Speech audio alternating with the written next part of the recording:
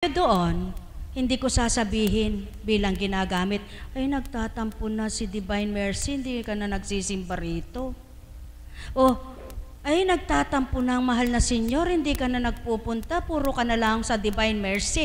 Hindi ko maniniwalaan yon. Bakit? Si Divine Mercy at mahal na Senyor ay iisa. Ang Panginoon. At hindi po marunong magtampo ang Panginoon sa magandang pananampalataya. Tandaan po ninyo yan. Ang Panginoon ay tama ang ginagawa. At ang tamang pananampalataya, sambahin mo siya sa katotohanan, sa isip, sa salita, at sa gawa.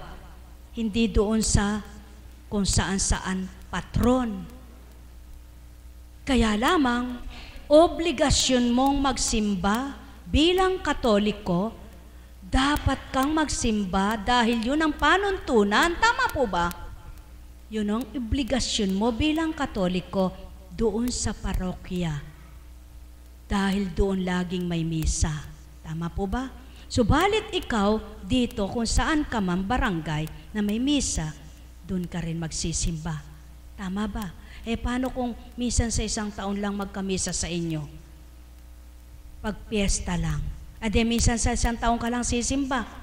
Kung araw-araw naman nagsisimba ka doon sa mahal na Birhen, na parokya ng De La Merced, hindi rin sasabihin ni Apo Kunching dito, ay nagtatampo na ang Divine Mercy kasi hindi ka na nagsisimba kay Divine Mercy.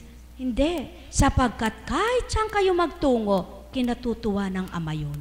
Kung bukal sa puso nyo, paglilingkod nyo at pagsamba, kahit saan kayo magtungo, hindi sasabihin sa inyo, ay nagtatampo ng Birhen, di ka na nagpupunta sa kanya. Parang wala pa akong natandaang gano'n na. Di pa yata ginamit ang bibig ko sa gano'n na. Sapagkat ang nais ng Panginoon, lahat ay matuto sa tamang pananampalataya. Sambahin siya sa isip, sa salita at sa gawa. Nagawin mong tama ang pananampalataya mo, huwag pagpapaimbabaw. Ano po ba ang tamang pananampalataya? Yung hindi ka nagkukunwari, totoo sa puso mo. Kaya mo siya hinahanap ang presensya para maramdaman mo siya. At di mo mararamdaman kahit sa ang puok, kundi dito sa puso mo. Kaya kahit saan ka man magsimba, nararamdaman mo siya. Kahit yung sinasabi nilang hindi mo gustong pare at ikaw ay nagsimba na totoo at nararamdaman mo ang presensya ng Ama, mararamdaman mo rin yung kahulugan ng minimensahe. Buhay ba ang Ama? Huwag lamang ang minimensahe ay para sa basketball, para sa artista. Maunawaan mo yan.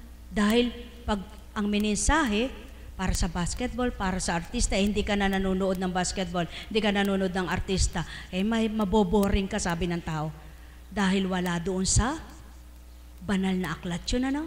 Pero kung binibigyan ng pakahulugan at pinaiikot ang mensahe para lang binigyan ng halimbawa ang basketball at artista, ngunit kaangkop pa rin doon sa binasa, may buhay pa rin ang mensahe.